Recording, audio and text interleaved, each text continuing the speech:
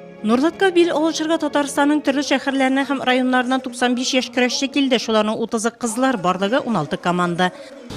Хочу пожелать вам напряженных поединков, но в то же время, чтобы победил сильнейший.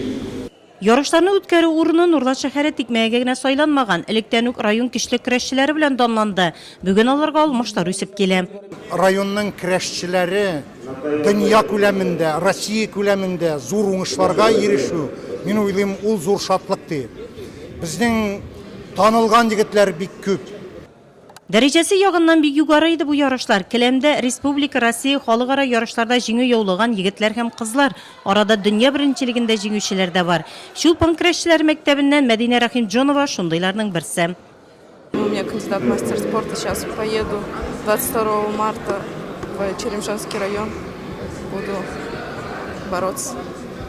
Республика Татарстан еще буду уходить. Мне нравится этот вид спорта. Если мне нравится этот вид спорта, я буду им заниматься. Көрәшчеләр ике келәмдә үзелчә категориясендә бил алышты. Нурлат командасы составында 9 көрәшче. Вилдан Сәетов ярым финалда көндәшен чиста җиңеп финалга чыкты.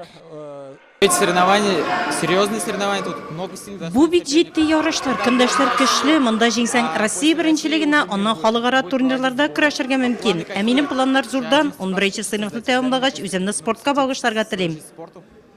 Вилдан Сәетов инде дөнья беренчелегендә 2нче урын алды бу ел. Ул Россиядән 2нче урын алганы бар, чемпион да булганы бар. Без чемпионнар әзерләргә тырышабыз да. Ул алар чемпион булгач, монда беренче урын алсалар инде. Алар Россия беренчелегенә катнашыр хокукын яулыйлар. Шуннан соң инде алар, аннан соң инде дөнья беренчелеге, анда алар шу. Адымнар белән баралар инде.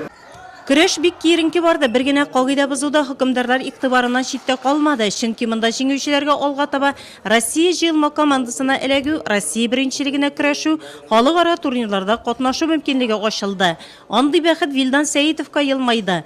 Ул 57 килограммга кадәр үлчәү категориясендә беренче урында. Үз үлчәү категориясендә Альберт Закиров, Илсаф Хөсәенов һәм Радик Бахтияров 3нче урынны, ә кызлар арасында Мәдинә Рахимҗонова 2нче урынны алды. Командалар арасында беренчелек Бийек Тауларда, Нурлат командасы 4нче урында.